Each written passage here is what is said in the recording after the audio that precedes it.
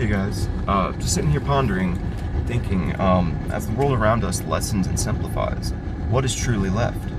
If we look at our environments, and I'm sure many of us are sensing and knowing deep down, and even verbatim, that the world around us is a place that is slowly evaporating. The soul and the culture of the world has been slowly removed due to the fact that we are inhabiting a soul farm, where there are people with malignant tendencies and sociopathic tendencies in the background of the world, manipulating and twisting our emotional reactions and changing the way we feel about life and people.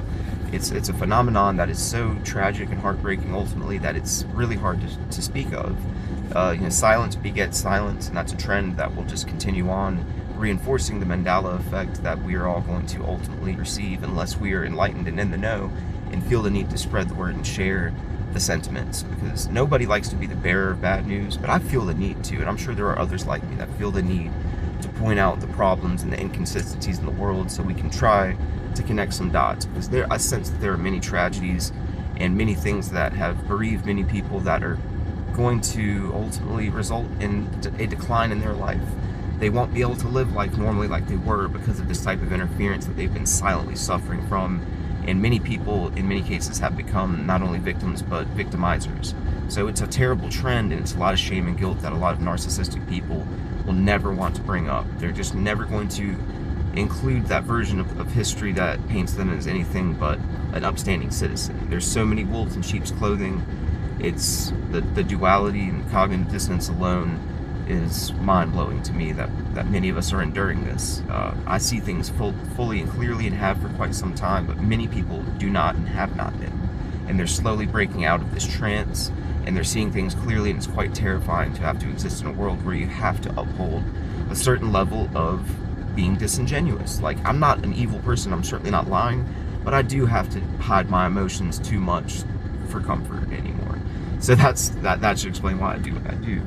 And I'm hoping that it adds up, but there are going to be many losses, most undeclared and missing details with no connected dots. That's what the powers that be want, and I'm hoping that more dots connect so we can form a picture together.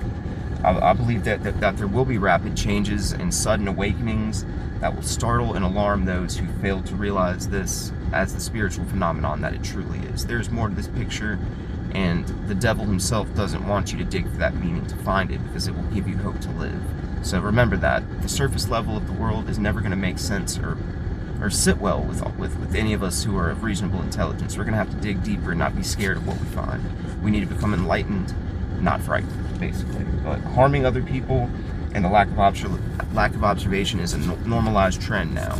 I'm sure many of us are in the know, but there's so many wrong details and so many wrong, superfluous things streamed into our minds that it's hard to keep track unless you're a very adaptable, sentient being. And I feel as if I am, and there are others like me who see the future, and it scares them enough to talk about it. But we're going to witness and endure an entire generation of people with questionable moral fiber and low emotional output and empathy as a result, and they're going to continuously get worn down and droned into this matrix of life, and they're going to be uphill battles that we won't be able to handle because people are reduced. They're not at their best. They're being tested in ways that nature didn't intend for, and the power above certainly didn't intend for.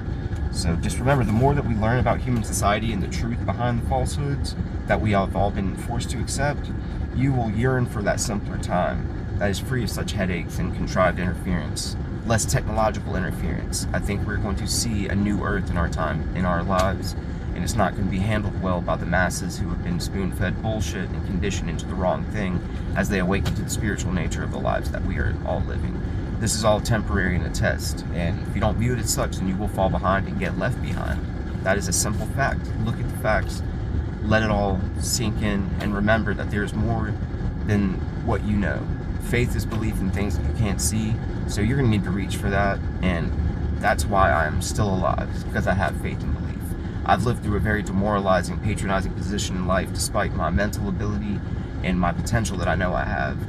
To put it simply, the devil has it out for people like us. The evil in the world seeks to suppress knowledge if it points to anything problematic, or if you try to be progressive and be a revolutionary or a rebel or somebody who speaks out against atrocities, because this is all muted tragedies that are all unfolding and in the future tense. And and they're going to be heavy and difficult, so we're going to need something to believe in. So if you're ever urged to not believe in something otherworldly, then question that.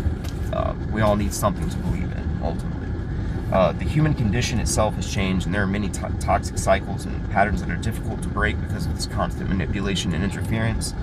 We're all feeling it differently, and just remember, when you're feeling terribly, the world around you probably isn't. They're probably subdued and placated and on some other level.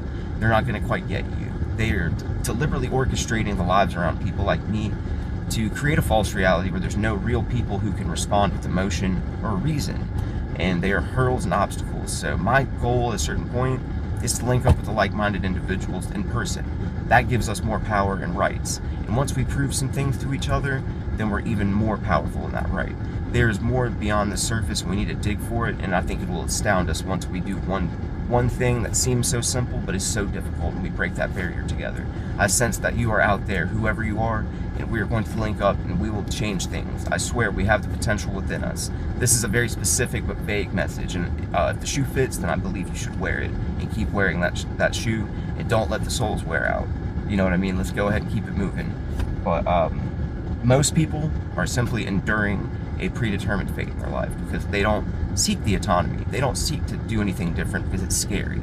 They are being led into the same patterns, and breaking any type of cycle is hard. So I would say reach to somebody who cares if you know somebody who won't judge you for your beliefs, because this is an otherworldly spiritual phenomenon that's happening in the background, that's getting obscured, that's happening in my city, that I'm sure the word's not traveling because of the lack of flow of good information. But I'm here to tell you it's the truth, and I'm trying to speak what I believe to be the truth no matter what. I want to meet like-minded people like me. I'm wondering how many barriers that we're going to have to jump through to make that happen. I seem to think that I don't even care. If I don't make it, that means I know where I'm going, and I will have did what I could. But I hope that inspires somebody. But love you guys, and I wish you guys the best.